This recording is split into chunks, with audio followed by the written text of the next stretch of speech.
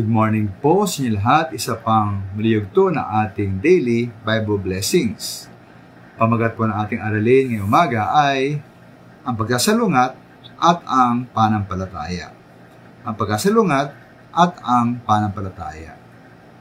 Bisa minamahal kayo po yung nagtataka at maaaring nanghihina pa nga dahil sa mga tila pagkasalungat sa inyong buhay bilang mga Kristiyano. Halimbawa po, maaaring matanong ninyo, kung talagang anak ko ng Diyos Ama, at siya ay napakayaman, at siyang may-ari ng lahat ng bagay, bakit ako mahirap? Kung pinagkapalang matuwid, at ako naman ay buong sikap na sumusunod, at naglilingkod sa aking Diyos, ba't ako nagkakasakit? At nagkakasakit pati ang aking mga mahal sa buhay.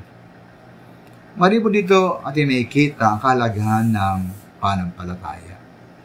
Na kahit ating pong hindi kayang unawain ang mga pangyayari, kahit ang mga ito ay mahirap at masakit tanggapin, niniwala pa rin tayo na may Diyos at siya ang Diyos na ating pagkakatiwalaan.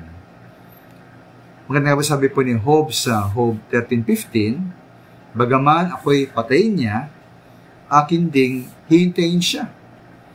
O sa English, though he slay me, yet I will trust in him.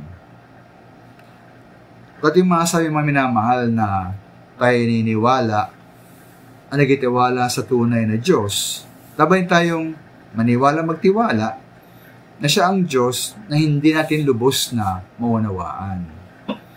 Pati nga po kanyang paggawa at pagkilos pati sa ating buhay. Ay nga sa Roma 11:33, sabi roon, o kalaliman ng mga kayamanan ng karunungan at ng kaalaman ng Diyos, o di matingkalang mga hatol niya at hindi malirip na kanyang mga daan. O sa ibang salin, lubhang napakasagana ng kayamanan ng Diyos, di matarok ang kanyang karunungan at kaalaman. Sino ang makakapagpaliwanag na kanyang mga kapasyahan? Sino ang makaunawa na kanyang mga pamamaraan? Kaya mga normal lang po ang ating kumisan, hindi mo unawaan ang pagkilos ng Diyos sa ating buhay. Ngunit, ganun pa rin ang minamahal at pa rin tayo magtiwala sa ating Diyos. Totoo po, hindi po kasya ang karunungan ng Diyos sa ating limitadong pag-iisip. Maraming salamat.